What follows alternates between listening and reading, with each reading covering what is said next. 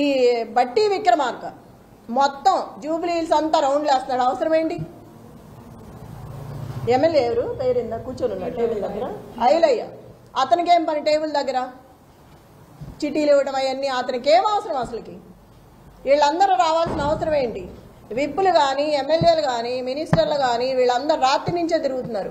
అవసరం ఏంటి జూబ్లీ హిల్స్లో వీళ్ళకి?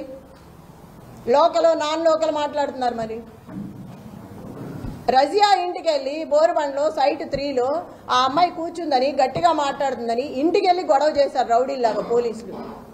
ఆ అమ్మాయి మీద కూడా గొడవ చేశారు కూర్చోవద్దని. టేబుల్స్ ఇవ్వట్లా, కుర్చీలు ఇవ్వట్లేదు. ఆ టేబుల్స్ తీసుకొచ్చి పోలీసులు సందు చివర 3 అడ్డం పెట్టుకున్నారు. అవి ఎవరికి అవసరం? వాళ్ళ దగ్గర లాక్కొచ్చి మీరు ఎందుకు వేసుకోవాలి? ఆ కుర్చీలన్నీ విసిరేసి వాళ్ళు ఎట్లా కూర్చుంటారు? నైట్ అవుతుందో ఎంత టైం అవుతుందో తెలియదు. మహిళలు ఉన్నారు, ప్రెగ్నెన్సీ ఉన్నారు. అక్కడ అంతమంది జనాన్ని భయపెట్టి టేబుల్స్ తెచ్చి బయటకు వేసుకోవాల్సిన అవసరం ఏంటి? ఇంత దౌర్జన్యమా? పోలీసులకు కూడా ఉండాలి కదా, మనం ఏం చేస్తున్నాము ఇది తప్ప ఒప్ప అని తెలియదా? చిన్నపిల్లలేం కాదు కదా. అదేమంటే క్వశ్చన్ చేస్తున్నారు తిరిగి.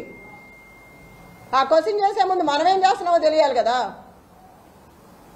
మాట్లాడితే సీఏ అంటారు, ఏదేదో మాట్లాడుతున్నారు. నాన్నే భయపెడుతున్నారు వెళ్తుంటే.